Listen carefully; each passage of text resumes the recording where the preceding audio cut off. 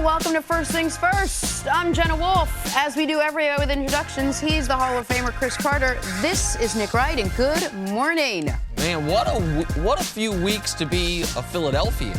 Oh, yeah.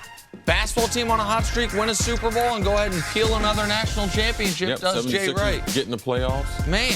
But is anyone smoother about it than Jay Wright? No. He just walks the walk. He's having a good time. Life is good. He was pretty good. Everything except that tie bar on the suit thing. I knew You that had was such a hard time with that. Can I ask you a personal question?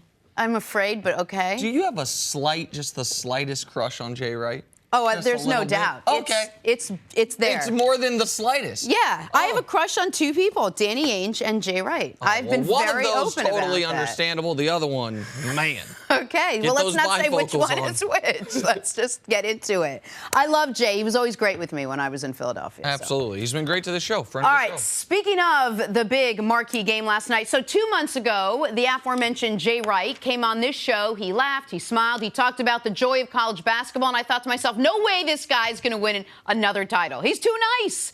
Well, Jay Wright won a title last night, another one. Villanova capping off their dominant tournament performance with a 79-62 win over Michigan, led by 31 points out of the guy of the night, Donte DiVincenzo, off the bench. Wildcats win their second national title in 3 years, beating Michigan. All right, let's start the conversation with you, Cris Carter. How are the Wildcats able to be so dominant, not only the entire season, but then, of course, in the biggest game of the tournament? Well, for people who didn't watch the regular season that close, they might not understand why Villanova was there. 14 of the weeks during the season, they were the #1 ranked team, but they had a couple injuries during the season that it only made the team stronger once they got into the tournament. So not only are they one of the best teams, we know with Coach Wright they're one of the best coach teams, but with these injuries during the season, it allowed them to put minutes on other players that ultimately would be the key to them winning the third title in school history. Their ability to understand what they were doing offensively, because they are a three-point shooting team, and even when the three-point shots weren't going, they stuck with their system. They start going to more isolation, taking guys off the dribble, which we hadn't seen them do a whole bunch, not the whole lineup. But Jay Wright, they were able to change the game plan during the game when they weren't hitting the three-point shots, go to more isolation to get the offense going. And then ultimately, I mean, this is the best team in college basketball because of their overall depth. We saw they have the super sub, Donte, come off the bench. Man. And when you have that type of productivity, they're going to be hard to beat in college basketball. Also, it's refreshing. They have a star freshman. They have a star sophomore, star junior, and we know the senior class, like they've been winners since they've been there. So this is the combination that I believe is lethal in college basketball and supersedes the one-and-dones with all the attention on all the freshmen. A program like Villanova that has those stars at every level. And I mean, this is not going to stop. When you can build a program like Jay's done, you can be competitive every year. And I want to talk about the program and what this means for Nova historically in a moment. We alluded to yesterday what rarefied air they would go into with a third championship, what rarefied air Jay Wright as a coach would go into with a second championship. Before we do that, you mentioned the star sub, Donte DiVincenzo. Like, this guy is a sub in name only, right? He comes off the bench, but he was their 4th leading scorer during the year. He plays starters minutes. And what we saw from him in the first half reminded me of Jerry McNamara at Syracuse, Carmelo's year, 18 points in the first half, 6 3-pointers against Kansas. What Jerry McNamara, Syracuse ended up winning that title, but Jerry McNamara got then shut down in the second half. DiVincenzo won them this basketball game, in my eyes, with his 9 consecutive points in the second half. Also, to start the second half, he didn't start, but 52 seconds into He was back in there. I mean, Jay put him right in. And that was a great call by Jay. Jay Wright wasn't going to totally adjust, wasn't going to change what they'd been doing all year long. They got to the national championship starting these 5, starting the second half with these 5, the same as their game starters, but he knew who his hot hand was. This was a game that was playing exactly the way Michigan wanted it to. With 5.5, 6 minutes left in the first half, Michigan's up 21-16. And then to close the first half, it was a 21-7 run by Villanova. That was part of a larger run that was 35-12. And I tweeted at halftime, it felt like the game got away from Michigan those last 5 minutes. Like, they had played so well for the first 15. To go into halftime down nearly double digits was going to be so difficult for them to overcome. And DiVincenzo was spectacular. Now, this is a team that's got 2 definite pros on it. DiVincenzo might be a pro. It's got a lottery pick on it, Mikal Bridges. But he was the guy last night that led them to victory. 30 points in a national championship game is a tremendous feat. And here's what's so great about him, too, is that the other players rallied around him, right? They even said, hey, we knew he had the hot hand. We didn't need to be the star. We've been the star. It was great to see him come off the bench, and it was nice to know, like, what a great team concept they have.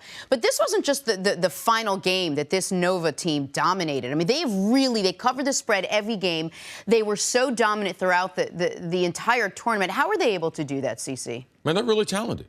I mean, they can score the basketball. Let's not forget, during the regular season, NCAA leading 83 points a game, and to be able to play that type of pace, that was going to be a problem for Michigan. Big Ten plays a great brand of basketball, but their inability to build score in the upper 70s or 80 points, as we can see, the numbers would indicate if it was going to be a game that was going to have that type of pace, Michigan was going to have a hard time being able to defeat Villanova. Also, Michigan forgot Mo Wagner. They forgot to throw the ball to him. He had the mismatch of the game. As you can see, when they started the game, the second half or the first half, they did not go back into the paint. When they did a lot of pick and roll, and they would get the mismatch with him on a smaller player. And they forgot to go to him, keep going to him. He was getting fouls. He was getting easy shots. I believe Villanova was afraid. That was the only offensive player from Michigan that they were afraid of. So when they went away from that, that also led to Villanova getting this win. When we went to the first commercial break, Wagner had 7 points. At the under 16, he's got 7 points. He then finishes with 16, and there were a lot of mismatches. There were a lot of times you had a small guard on him, and they were not getting him the basketball. To your point about them embracing DiVincenzo's game, he needed to have this game because Jalen Brunson, the National Player of the Year, the best player in college basketball according to all the awards this year, was in foul trouble and was not on from the field. It was Mikal Bridges and DiVincenzo that led him to the victory. To your point, though, about the dominant performance, now this is only the second team since the field has expanded to 64 teams that has won every game by at least a dozen points. Their average margin of victory was nearly 18 points. That's outstanding. And by the way, so for example, the team that had a better average margin of victory en route to a national championship was the Villanova team 2 years ago. And you might say, how could that be? They won a game. They won the national championship on a buzzer beater. That was a close game. Their Elite Eight game was a close game. That's because they had a couple 30 and 40-point wins mixed in there. Villanova was just beating everybody by 12 to 25 points. Like every game in this tournament, they were just so clearly the best team out there. And unlike Michigan, it's not taking anything away from Michigan, who had a fortuitous turn in the bracket. Until the national championship game, they hadn't played a 1, 2, 3, 4, or 5 seed. Villanova played about the toughest bracket you could play. It played true to seed. They played a 3 instead of a 2, but they didn't have any Cinderellas in their path. They were beating, after the first game against Radford, some of the best teams in college basketball, and they were winning these games by halftime. So now Villanova they've won 2 out of the last 3. What does this mean? Where do they sit big picture? Where does that fall for you? Trying to build the program. I mean, continue. They might lose. They're going to definitely lose 1 guy. They could lose as many as 3 guys. If the freshman Spellman decides to go into the draft, you have to replace him. I'm not going to put them in the category as far as what do they do next. Are they for next year's? Because there's too many moving parts. There's too many freshmen coming in that we don't know about. But Jay Wright's team will be very, very good. They will be the favorite in the Big East again. When you look at Xavier, who they had problems with during the regular season, right? Yep. They lose their coach. They beat Xavier twice in the regular season, but Xavier ended their streak of consecutive conference championships. Yes. Now, Xavier, they're losing their coach, Chris Mack, to Louisville. Yep. So what will they do from there? But they are the preeminent team, especially on the East Coast. Like, I think they have a transfer coming over is going to help them. They can play. They got a big time. They got a top 15 freshman coming in, a 5-star recruit that's going to help them. But it really hinges on, does Brunson decide to come back for his 4th year? And does Spellman, the freshman, does he decide to go to the NBA? I think he should come back. That's where Villanova is going forward. And DiVincenzo will come back. Like, I understand people absolutely. are so, I mean, I think he might end up being an NBA player, but he will come back. He's not a leave early type of player. I'd be very surprised if Mikal Bridges go be a pro, go make money, go be a top 15 pick. There's no question about it. But as far as what this means for the program to me, you got to keep in mind who you're recruiting. Everyone you're recruiting at this point in college basketball was born in the year 2000 or later, right? That's how young these guys are.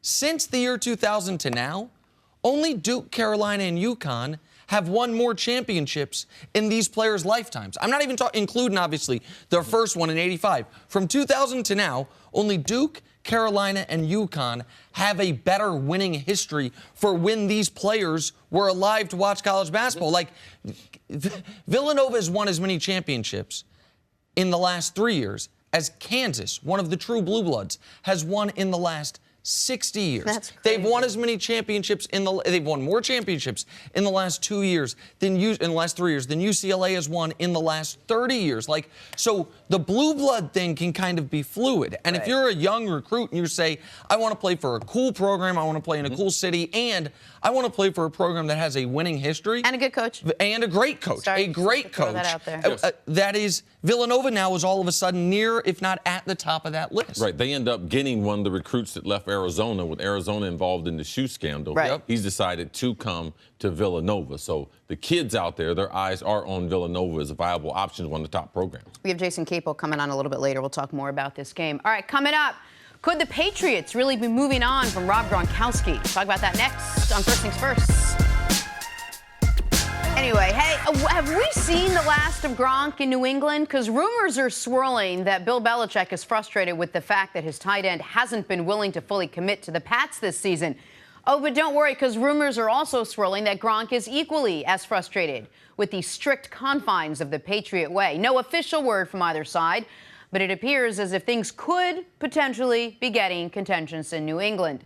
Cece, could the Patriots really trade Gronkowski? You think that's something that's actually on the table? Anyone's been following the Patriots through the years. No, anyone can be traded except Tom Brady. Like, we all know that. There's no one that Bill Belichick won't trade. I mean, anyone. Anyone in that organization, well, the Krafts, the Sons, and Brady. The adopted son, Tom Brady, the one that Robert Kraft told you was another son of his. Yes, that's it. Anyone else in New England, as we can see with the offensive coordinators, defensive coordinators, equipment guy, doctors, like all those people can go. And Belichick will get rid of most of them.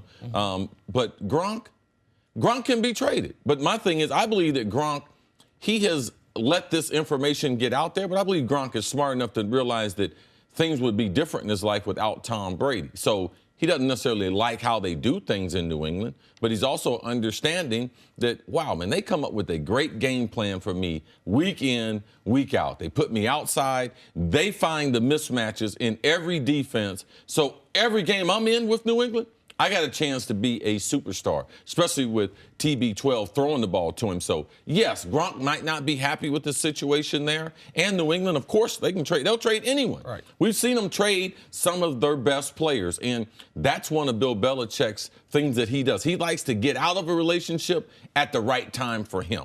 When he feels like you might have a little more football left in you, but your interest has started to change, or I have to give you a new contract, that's when Belichick typically gets off of those players. I think Rob Gronkowski would love to be a free agent. I don't know that he would love to be traded. Well, he's not going to ever be a free agent. Agreed. That's the point that Rob is unhappy in New England, or at least not as happy as he would like to be in New England. And if he could pick a team to go to, I'm sure he'd love to do that. But that's not the situation in which he's in. He's got 2 years left on his contract. The Patriots would, if they wanted to move off him, at a reasonable number. At a very reasonable number, which, by the way, I think you could argue might make him more likely to be traded, only because you have 2 years of a reasonable number for an excellent player. That is a more attractive asset. We talked about Odell being available, right? Odell, I believe, to be a better player than Rob Gronkowski. It's close, but I believe Odell's better. But if you trade for Odell, what comes with that is you have to instantly give him an enormous contract. Trade for Gronk, you got him for $8 million this year, $9 million next year. But there's an aspect to this that I think that people are forgetting or not considering, which is what was the Patriots' major free agent loss this offseason? Nate Solder, their left tackle. When we talk about Rob Gronkowski, the highlights are obviously him wreaking havoc as a pass catcher. But what is one of the things everyone says about Rob Gronkowski? Absent of pass catching, the best blocking tight end in football. We also know how paramount Tom Brady's health is, particularly now that they have no backup plan at quarterback. Not that there was ever a great non-Tom Brady plan. How much are you willing to put Brady at risk? How much are you willing to put your running game at risk in the same offseason if you lose your best offensive lineman and your best down-the-line blocker in Rob Gronkowski? Like, there is an aspect to that. I know people will be like, last 2 years, 12-1 without Gronk. They're fine without Gronk. You go a little deeper into the actual football part of it. With the loss of Nate Solder, Gronk, to me, becomes more valuable than he had been. I don't know if Rob Gronkowski is as tradable as we think he is, because he has gone away from the Patriot way more than any other player on that team. Things he said, the things he's done, the hit he had last year. I mean, if anyone has strayed from Bill Belichick's sort of, confining modes, I think it's been Rob Gronkowski, and there's never been an instance or a conversation we've had where he's been on the trading block in any way. You talk about this concept of all in. Is he all in on this team? What does that really mean? I mean, he's not. He's not all in. What does all in mean? I mean, what happens at this point in the season? We're in April. What does all in mean that Belichick would say, oh, this guy does want to be here or doesn't want to be here? Well, the thing about Gronk has let the information get out that he's not happy with the way they do things, which is not surprising. I think it's hard to analyze football players in the offseason. Are they all in? It's the offseason. You don't have to be all in. You really don't have to be all in. Gronk has never said he wanted to be traded. We're basically talking about, because Gronk's not happy, will Belichick potentially trade him? Exactly. Because he's not happy. All right? Now, Belichick getting this information, I'm sure he's not surprised by it. I'm sure New England is looking at every option available for him, but I don't believe that Gronk necessarily helped himself if he was traded by saying that he didn't like it in New England, because I believe that Gronk's injuries, because a lot of times people forget who you are. Like, when you get his medical form, you're going to be like, wow, how much football does this guy have left? And if he doesn't like playing in New England, he doesn't like winning, wow, what's going to keep his attention in pro football after this one season? Like, I don't want to trade for Gronk and he's going to every year be like, is he going to retire or not? So I believe that Gronk, I believe it was his natural instinct to say, man, I'm questioning how long I want to do this. But in doing that, it's not going to endear him to a lot more teams than who would have been interested in Gronk's services. And Gronk, I know people don't look at Gronk and say, that's a brilliant guy, but he's not a dumb person. And he knows where he plays and who he plays for.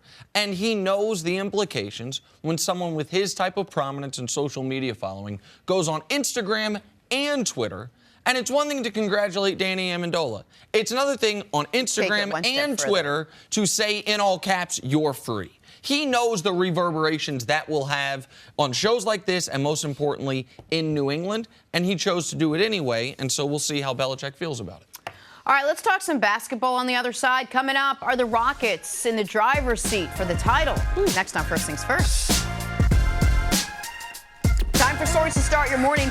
Villanova dominated Michigan last night, 79-62, to take home their second title in 3 years.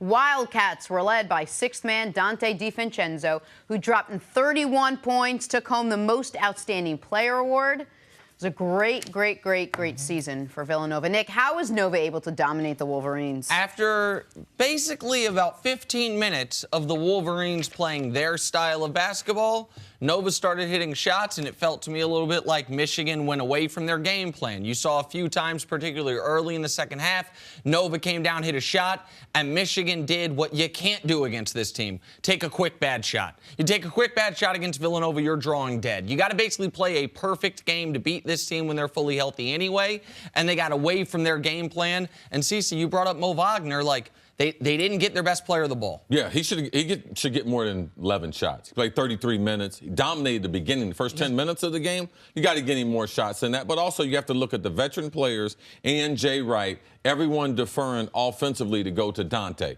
Like, we're going to run the offense through him. That was not the plan A. That was not plan B. But in this game, they decided that was the best thing to do. That's how Nova gets that win. It was great. All right, congratulations to them. To the NFL now, Jimmy Garoppolo went 5-0 as a starter for the 49ers last season. That was more than enough for head coach Kyle Shanahan, who said he knew Jimmy G was their guy after just 3 games. 49ers gave Garoppolo a 5-year, $137.5 million contract this offseason. So, hey, hopefully 3 games was enough.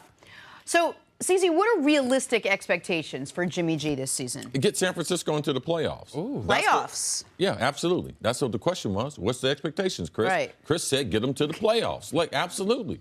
Get into the playoffs. You look at the competition they have in that division. Look at Seattle. Seattle's coming back to the field. Arizona's in transition, looking for a quarterback with a new coach. Yes, absolutely. San Francisco should have their eyes set on the playoffs. Man, if they were in the AFC, I might agree with you. I think fair expectations are getting to 8 wins, maybe 9 wins. The one team you left out in their division is, I think, an excellent team in the Los Angeles Rams. Well, I know they're the best. I thought the fans would know that. Okay. I mean, you got to give them some credit. Of course. They're getting up in the morning at 6:30 to watch a sports show. Hey, the Rams are pretty good. Fair enough.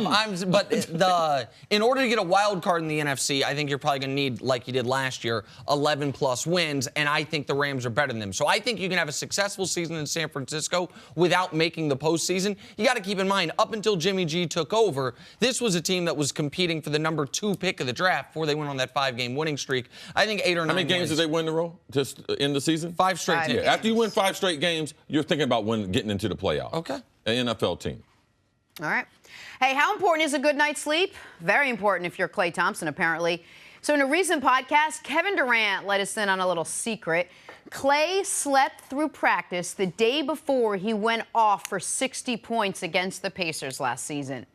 Nick, how much more impressive does that make Klay's 60-point game? Man, here's the thing. If you were to tell me NBA players going to sleep through practice and his teammates are not going to be that surprised, not going to be that angry, and just laugh about it like, it's Klay, I would have guessed it was Klay Thompson. Like, Klay is known. What do you always say, CC? He's the coolest guy on the Warriors. Oh, definitely. The chillest guy on the Warriors, I might say. Listen, he talked about it in the podcast. I listened to it. He's like, we called Klay, and we're like, what happened? He's like, man, when I woke up, I was an hour and a half late already. I figured I might as well just get some more sleep. And then he dropped 60 points in, I believe, 29 minutes the next night. I don't think there's many guys in the league that can do that. Klay Thompson's one of them.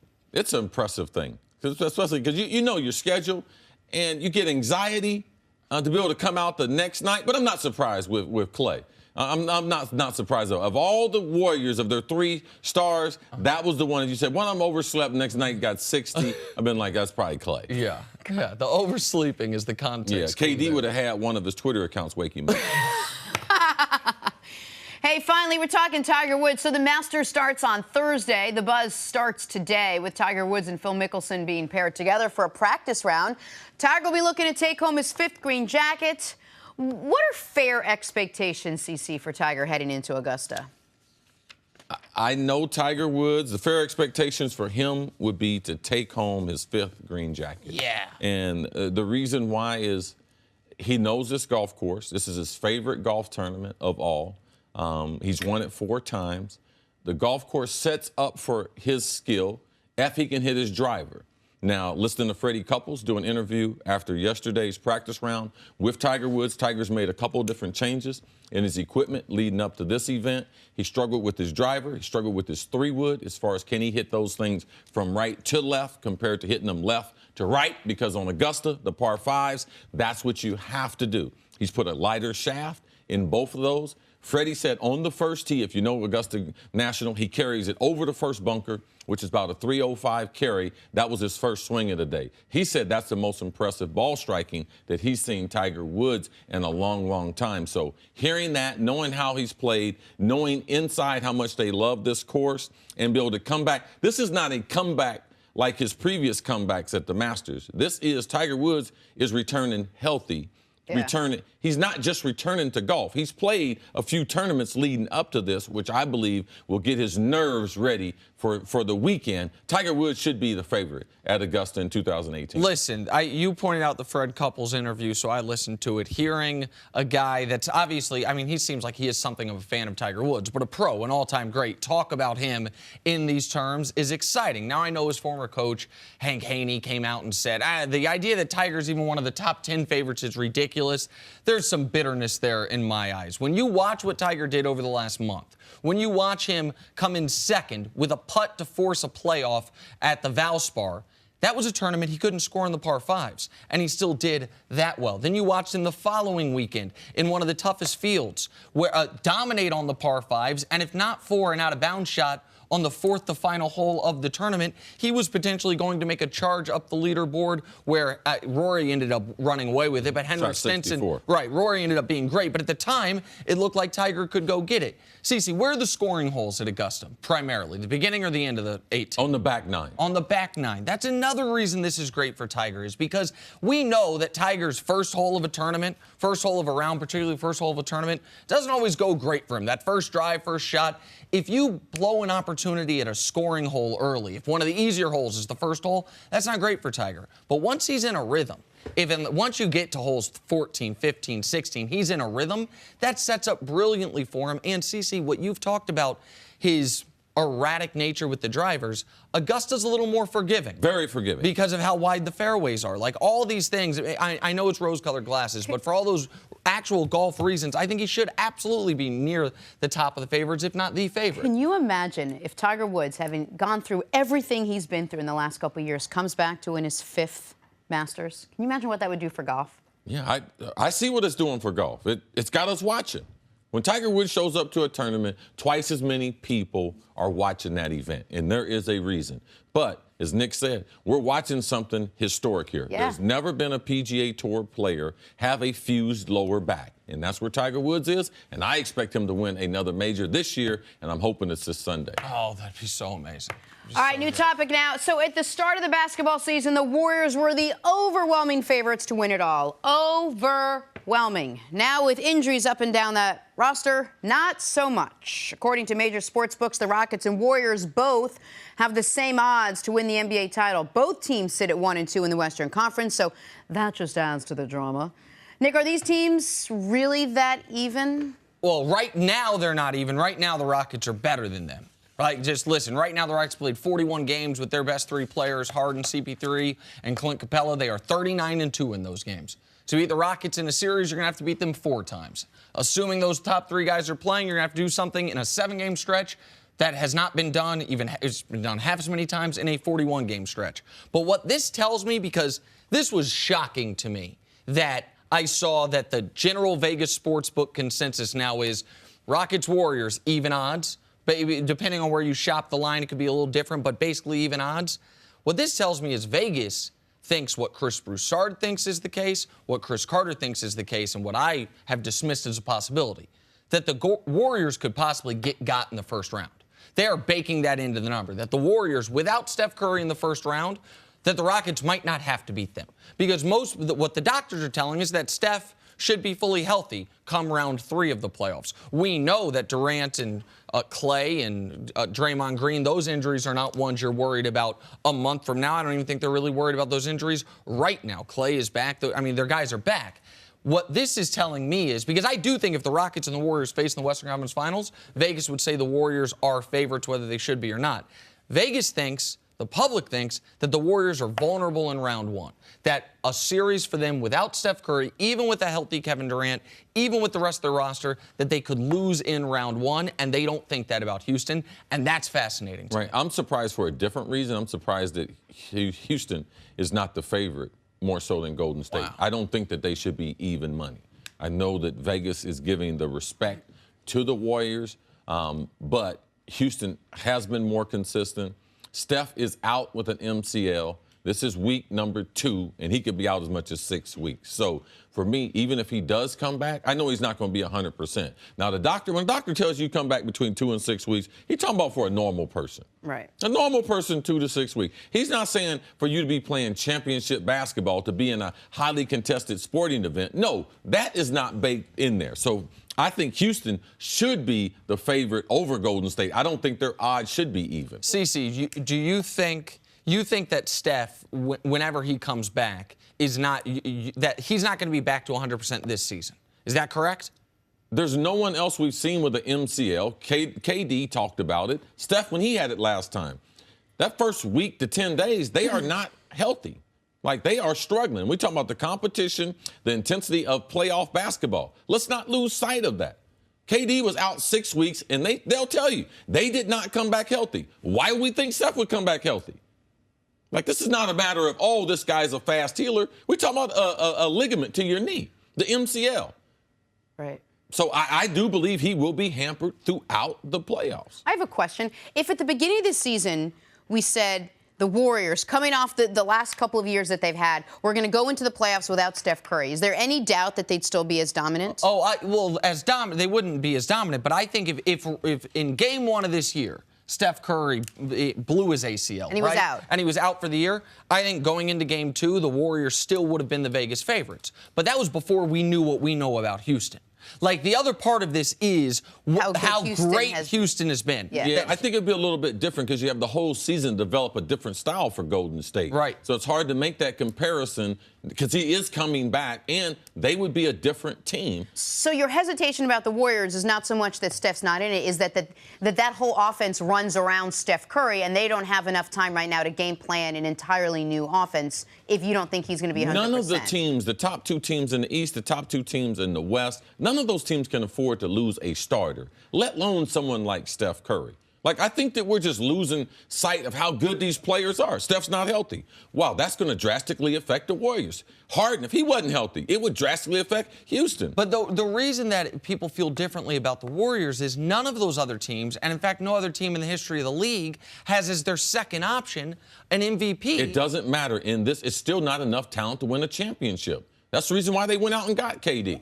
I agreed, which is why if we knew Steph was out for the year, out for the playoffs, this would not surprise me. But the fact that people are now wondering, is it enough talent to even get to the conference finals? Do you need a fully healthy Steph Curry to get through rounds 1 and rounds 2? That's crazy to me. I just think we shouldn't analyze, oh, they have 4 All-Stars, they have Hall of Famers. I don't believe that. When you have someone who runs the team, if Chris Paul was not available, what we think Houston's chances were? They got no chance. All right, so how would we be able to lose the point guard, Damian Lillard? They got no chance. They might not have a chance with Damian Lillard, but when you lose the guy who runs your offense, the most prolific offense that we have seen, especially in this 4-year window that they've played, they don't have enough time to adjust to that. All right, let's break there. Guess what? The NFL draft is coming up. Is Josh Rosen too much of a millennial to be successful in the NFL as a quarterback? Somebody thinks Everyone in the league's That's next. Welcome back to First Things First. We're now joined by Chris Canty. Canty, what up, how you doing? Good to see you, brother. What's good? I'm good, Jenna. How are you doing this morning? I'm doing really well. So you got the bright colors on. Thank you. That is what I'm wearing. Trying to bring some warmth. Correct. That is what I am doing. I appreciate that. Do you see what's happening? I see exactly what she's doing right now. I'm not on board with it, Jenna. I refuse. I know what you're doing. Jenna thinks this is her not being awkward because yesterday Chris Canty called her awkward, and then of course I was striking up a conversation. She's as awkward as can be. Chris Canty. So we'll try again tomorrow, Chris. Thank you very much. Epic fail. We'll try that again tomorrow. High five. The NFL draft is right around the corner. Still time for draft picks to slide up and down based on literally anything. For Josh Rosen, it's been an interesting process. So he's been called a lot, right? A little cocky, a little arrogant, a little too intellectual. Now he's being called, wait for it, a millennial. Former UCLA coach Jim Mora Jr., who coached Rosen for 3 years, had this to say about his former quarterback, quote, he needs to be challenged intellectually so he doesn't get bored. He's a millennial. He wants to know why. Millennials, once they know why, they're good. Rosen tweeted this out. Why? Shrug emoji. Hashtag why. So, Chris, what did you make of Jim Mora's comments? Well, I didn't understand where he was coming from in terms of when he said millennial and saying that he needs to be challenged or I guess you got to engage him in this way. I think most professional athletes need to be challenged and stimulated in that way. You have to get them engaged so you can bring the best out of what that player might have to offer in terms of being able to produce on the field. So when you talk about a quarterback like Josh Rosen asking the questions, why are we doing things a certain way, I don't have an issue with that. To me, a player that wants to get to the why is going to have a better chance of being able to match his physical gifts and his skill sets and have that translate to production on the field. That's what it's all about. I don't need a guy that gets to the line of scrimmage and he panics because the look that the defense shows him on Sunday isn't what the coaches drew up for the scout team on Wednesday and Thursday. I need somebody that's capable of being able to think on their feet. And Josh Rosen strikes me as a quarterback that's capable of doing that based on what I saw on the college game tape and from what his coach is talking about him now. So I like the fact that a player wants to know why he's being asked to do certain things. I don't need a guy that's a robot on Sundays. Yeah, a few things from what he said. I'm not a millennial, thank God, but I need to be challenged. I want to know why, and I need to be challenged even when I was in college. When I was in the pros, I need to be challenged. I'm not a millennial. I don't believe that they absolutely have to come together. What I think is going on with UCLA is I think that collectively that Jim Moore is part of the Josh Rosen team. And there was speculation that Josh potentially didn't want to go to Cleveland. I believe this is part of it. So the coach comes out with comments that would, because in deciding if he was going to go pro, the coach had a lot to do with it. There's no one in UCLA's program has more experience with pro football than Coach Moore. He also used to be a defensive back coach in the National Football League. We used to compete against him every summer with the New Orleans Saints, so I'm very familiar with Coach Moore. He is a great evaluator of talent. He does know what he's talking about, but I believe this is just a little bit of smoke for them to be able to get off the Cleveland team without them saying he does not want to go there, without him not looking bad, because he made a suggestion. I believe Cleveland should draft Sam Darnold. Now, why would he say that? I believe he loves Josh. I believe he believes Josh is a franchise quarterback. But Josh can't say he don't want to be in Cleveland, but I can. As a former NFL coach, the son of an NFL coach, I can say those things and I can take the heat. So I believe collectively their group has decided he doesn't want to be in Cleveland. And the coach enunciated some of that by saying the things that he said. NFL players do want to be challenged. NFL players, from my understanding, they want to learn. They want to get better. And to get better, you need to find out why. And most NFL coaches, which I believe they're the best coaches, they are far superior than college and high school coaches. That's why they're in the NFL. They get to the why part, and that's how they make the players better. And we got to be fair here and not forget who has Josh Rosen been the whole time we've known him, up until his name's called on draft day. He's a college athlete.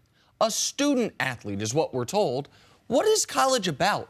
Learning, asking questions, figuring things out, being intellectually curious outside of what your career vocation is going to be. I was a lot more scattershot. I think most of us were a lot more scattershot in college than we were once we became professionals. Once you become a professional, you are much more focused. It doesn't mean your brain turns off. It doesn't mean you stop having other things that interest you, but it does mean you now have a job that you're paid to focus your primary attention on. Like the idea that the curiosity is a bad thing, I just reject in basically every line of work except for, I guess you could argue, the military, where you just have, you know what I mean? You're supposed to just take orders, follow the chain of command. Cece, you sent me a video, Josh working with Aaron Rodgers. It was actually, I think it was like a Lincoln commercial, essentially, but it was long form, and he's doing a lot of things. And one of the things that I thought was interesting is Aaron is describing, I think it was back shoulder throws, but whatever he's describing, I've seen countless videos like this or instances like this where a pro is talking to a potential draft pick, and he says to him, so you understand what I mean? And the guy just goes, yeah. Yeah, and you know he doesn't actually understand it. He's just going along with it. What did Rosen do? Rosen actually stopped and said, wait, why? Explain it to me. I want that because he is going to be a rookie. He does have a lot to learn. Like someone that has a thirst for learning, I think is a positive, particularly at that position. I just wonder, Chris, if the other part of this that bothers people is that he has a lot of outside interests. as opposed to maybe the intellectual side of it or the curiosity side of it, because there's this mentality in football that you want football players, especially young football players, to need, eat, breathe, desire, crave football, and not have football be like, I love football, but I love like 1,000 other things as well. Like when you come in, you want these guys to be, and you talked about this, Cece, completely committed to the craft wholeheartedly so that you coaches can coach you, so that you can learn, so that you can be the best you can be. And I wonder if putting it out there that Josh Rosen has all these outside interests, it makes it appear as if football is a hobby or his job as opposed to his lifeblood. Well, here's the thing, Jen. I think people are concerned that a player might not be as committed if they're interested in other things outside of football, but I don't think that's true. There's nothing wrong with being a balanced individual. And so when I hear all of the things about Josh Rosen in terms of he's a free thinker and he likes to, engage in conversations and stuff outside of topics that relate to football, I don't have a problem with that. I actually think that's a good thing to be a balanced person, because if you have somebody that's out of whack, so to speak, then you don't know that that person is going to be grounded enough to be consistent in his approach to his job. And I think that's the concern with a lot of teams that see guys with interest outside of football. Are you committed and do you love football versus is this something that you just you like the things that come along with it? So I think that's the question that has to be answered. But you don't know that unless you get into the interview process with Josh Rosen and have conversations. Right. A player who went through a similar thing was Robert Smith at Ohio State, when he had a problem because he couldn't take a certain class because in his major, I think he was in pre-med at the time, was interested in being a doctor. At Ohio State, the professor that was teaching the class in the spring, he could take that class, but he would have to miss some football practice. In Ohio State, we don't let players take classes after 1 o'clock because you're into the daily schedule. So Robert had a problem with that.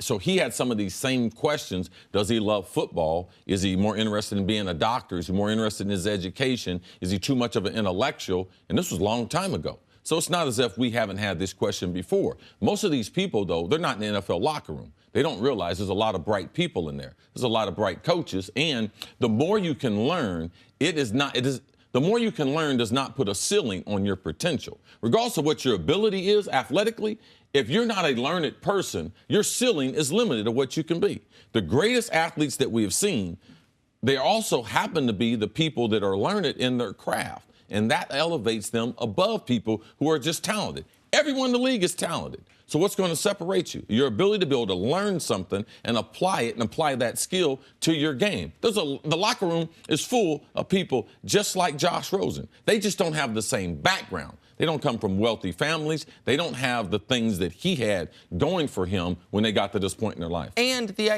I happen to reject the premise that you can just lump millennials into one group and say this is how millennials are. But let's just say that's correct, because I know a lot of people feel the way, oh, these millennials. Well, guess who Josh Rosen's going to be playing with?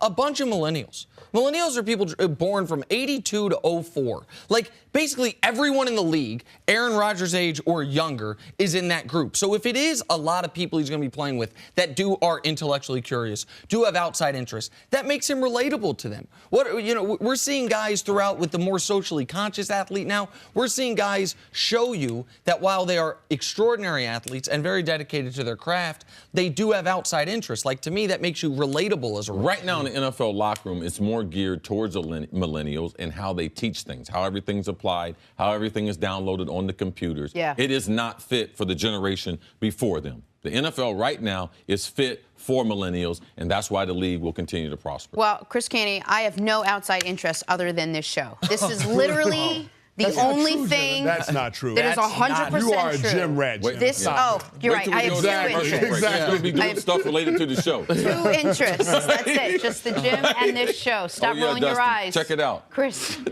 Carter. Stick around. Cris Canty coming up. Can Amari Cooper and the Raiders turn it around under John Gruden? Back here on First Things First with Cris Canty. Amari Cooper was one of the most highly sought-after prospects coming out of college, and for the first 2 years with the Raiders, he was as good as predicted, combining for over 2,000 yards and 11 touchdowns. And then year 3, much like Jaws 3, major disappointment, only catching 40. Glad that cracked you up, Jenna. One person in America needs to laugh at that reference. It was the worst movie. Only catching 48 passes and struggling with drops. Raiders head coach John Gruden said, quote, "We need him to be the player he was the first 2 years." Cris, can Amari Cooper turn it around next season? Can he turn it around? Absolutely. Will he turn it around? Will he? He's got a better chance than Jaws. That was a terrible movie. I'm just saying, she put that out there. That's what she said. It wasn't going to be awkward today. Yes. That's what she started that. Why was that awkward? It was a no joke. reason. Okay, On no Amari reason. Cooper. Amari Cooper. Thank you. Struggled with some injuries last year. Obviously, the drops became a problem. Wasn't consistent with the hands, but the talent is undeniable. We saw that in the first couple of years. My only question is, with John Gruden saying he wants to take it back to 1998, how involved is that passing game really going to be? How intricate is it really going to be? Because with that big physical offensive line, it seems like it would lend itself to more running the football and getting that ground game back together rather than just trying to air it out. Now, they got rid of one of Derek Carr's favorite targets in Michael Crabtree. They did sign Jordy Nelson in free agency. I don't know how that's going to go in terms of being able to establish that chemistry, that rapport. I think that was more about the culture in that locker room. So does Jordy Nelson help Amari Cooper get back on track? I think that remains to be seen. He's probably a little bit better of a mentor than Michael Crabtree would probably be.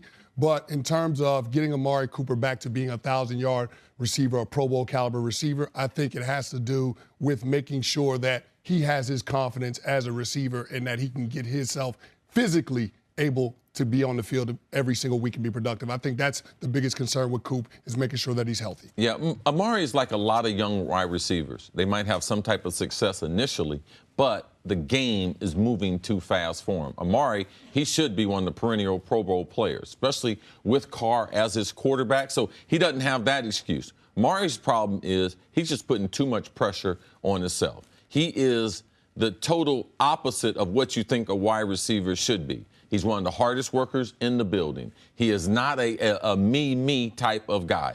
He comes from Alabama. How did he get to Alabama?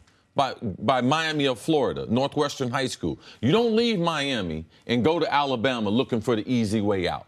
Now, he was only a 3-star recruit because he fractured his hip when he was a junior, so Nick Saban was able to get him. But if you look at, he is out of the same cloth of Julio Jones. He's not the physical specimen that Julio is, and Julio never really struggled with the drops there. So Amari, his problems are correctable. So Gruden is right. A lot of that offense will be focused around Amari. So these things will be corrected. I expect Amari to be more consistent. I expect more of his targets to come down with completions, because it does not make sense for him to have only a 50% completion rate in the NFL. 50% of his targeted, he's only catching them. That's second worst in the NFL. Amari Cooper is a better receiver than that. I believe he'll only get better with Gruden and Jordy Nelson. I believe him and Jordy Nelson have very similar work ethics and very similar personality. So I believe it will be a bonus getting Jordy Nelson from Green Bay and what he brings to Amari Cooper. I think we'll see the best of Amari Cooper in 2018. All right, listen, this is an area where you are a particular expert on it. So Really? I want to ask you a few questions. Well, You might know a few things. No, but I mean, I want the audience to know, not just because of the position, but because of the player, because of where the player played high school football, where the player played college football. Yes, I almost watched every one of his senior season games when he was playing at Miami Northwestern. That's in high school before he goes and plays for your friend Nick Saban. Like, so there's players from Florida that go to Alabama that play this position. It doesn't get more in your wheelhouse than this. So, Yes. So explain this to me. Why would a guy with this level of talent deal with drops? I know you said it's more mental, but take us into the wide receiver's brain. Like, I know you told me everyone talks about Odell on the boat trip, and you and I have talked that if Odell doesn't drop that first pass, that maybe that entire game goes differently for him. So take us into a wide receiver's mind for a minute on this, like how the drops beget The first drops. thing that I would do, if I was John Gruden, I would get Amari's eyes checked, because I know he is a hand catcher. He has soft hands, and he's had success at every level he's been at. He's never had as many drops that he's had since he's been in the pros. So for me, it's not a skill thing. It's not a technique thing. To me, I don't believe he's picking up the ball. You can see the ball get on top of him. He misses a lot of easy balls. And you can see sometime in the film, he said, man, is that the sun? You could see him having problem with his eyes. So for me, the first thing I would check, like we did with Jake Reed in Minnesota, was we got his eyes checked to make sure that his, not glasses, but if he has some type of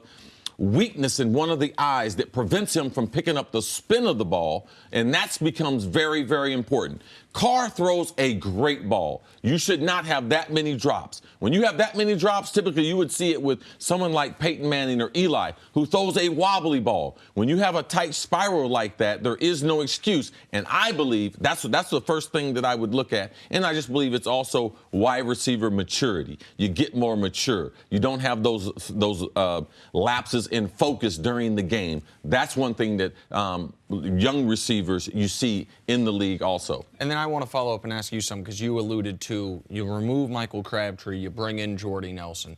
For the players in the locker room, like, I think, is Crabtree and Nelson about equivalent players? Crabtree maybe a little bit better at this point in his career. Yeah. Nelson post ACL.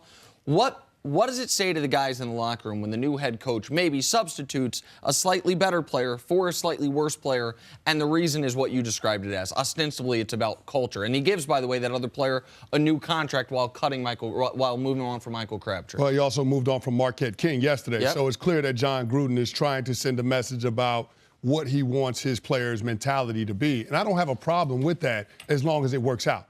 And that's a risky gamble to take, especially when you cut your quarterback's favorite target. Derek Carr, that's clearly his favorite target over the past year and a half. So when you start getting rid of those type of players in the production that Crabtree brought to that team, you better be able to replace it. And that's where I think Amari Cooper steps in, to your point, CC. Jordy Nelson being there and being more of a mentor for Cooper to try to get him back on track, because the talent to me is undeniable. His skill set is there. It's just a matter of making sure that he's healthy and that he's confident. Yeah, Amari Cooper has the personality of someone like Larry Fitzgerald, A.J. Green, and Julio Jones. He is not the type of person. He needs help and assistance and guidance, but he's not the kind of wide receiver who needs a mentor. He's got his life together. He's very, very mature. Started at Alabama as a freshman and went on to start 3 straight years there. National championship. So he has the type of maturity and focus that you want. And he left after his true junior year, correct? Yes. Yeah, he's still a very young That's what I was kid. going to say. People forget the ages matter here. Some guys leave Alabama at 24. You know, when Amari came into the league, if I remember correctly, he was the youngest player in his draft class, or the second youngest player. So even though he's going into year 4, he's still a very young player, which people got to remember. I heard that middle school and secondary schools in Alabama are really tough. Kids, they have a hard time getting through that sometimes. We'll see you a little bit later in the show. That's why they're 24 when they leave High school. Wow. Coming up, how badly do the Cavs need to make a statement tonight against the Raptors? Next on First Things First. I was more saying. Hey, if you only have time to watch one 3-hour NBA game tonight, or if you're anyone other than Nick Wright, check out the Cavs and Raptors. One team has the best record in the East, the league's best bench, and a mascot named after the 1993 hit film Jurassic Park. The other has LeBron James. Cavs beat the Raptors the last time these two teams played. That was 39 roster changes ago for Cleveland. Nick, so many jokes. How important is this game for Toronto and Cleveland? I think, oddly enough, this game actually is more important for the Raptors because all of a sudden, that 1 seed could go away. They've lost 4 of 7. They had the brutal loss to Cleveland that I think shook a lot of people's confidence in was this going to be the same old Raptors, or was this going to be a new version of the Raptors that could actually compete with Cleveland in the postseason? And now, all of a sudden, with a red-hot Boston team that's winning without Kyrie Irving, winning without Marcus Smart, they lost to Boston in their most recent game. They play Cleveland tonight, and then on a back-to-back play Boston again. They could be, in 36 hours, the 2 seed in the East. They don't want to be the 2 seed in the East. They don't want to have to face Cleveland potentially in round 2 of the playoffs. So Cleveland, if George Hill plays, it will be, and if Kyle Korver's back, we don't know if he will be or not, it could be theoretically their first game all season with the lineup they will go into the playoffs with. So in that regard, it's important to see how Cleveland looks and if they can finally get, I don't know, a handful of games under their belt with what their actual rotation will be. But for the Raptors, if all of a sudden you lose the 1 seed to a Boston team playing without Kyrie Irving, that's problematic for any chances they have in the postseason. You make a great case for it being more important for the Raptors. I'm just going to go on the other side just so we can talk about it. The guys who haven't been with LeBron, you talked about the lack of people being familiar, the lack of having everyone that's going to be on the roster healthy and in a basketball uniform. What if they defeat the Raptors again by an unquestionable margin? How much confidence do these guys who don't have playoff experience, because going into the playoffs, we're like, man, Jordan Clarkson, how's he going to do? Larry Nance Jr., how's he going to do? Yep. Last time they played Toronto, that was their first time with LeBron, them playing. So in the locker room, JR knows. Kevin Love, he knows. Tristan Thompson, he knows what LeBron can do to these teams in the East. But nobody else new does. Guys, until they put their eyeballs on it and been like, wow, these guys, man, we do have an advantage with LeBron. And that's the one thing that in getting to know Shane Battier and getting to know Dwayne Wade and Ray Allen when they were in Miami, this is something that they thought, but they never knew until they got on the court with LeBron, the overall effect LeBron has on the opposition. So I believe it's just as important for the Cavs and these new guys to have success against the team that has the number one seed in the East. And you bring up an interesting point with the new guys, because you also have to keep in mind where the new guys came from. Rodney Hood, Larry Nance, Jordan Clarkson, all three of those guys had played their entire careers in the West. So it's not even like they got to experience the other side of it, like that they dealt with LeBron. When the Cavs picked up Kyle Korver at the deadline last year, Korver hadn't played with LeBron, but he'd gotten whooped by LeBron in the conference finals. It would be like all these guys have been in the West, but LeBron had kryptonite for Golden State.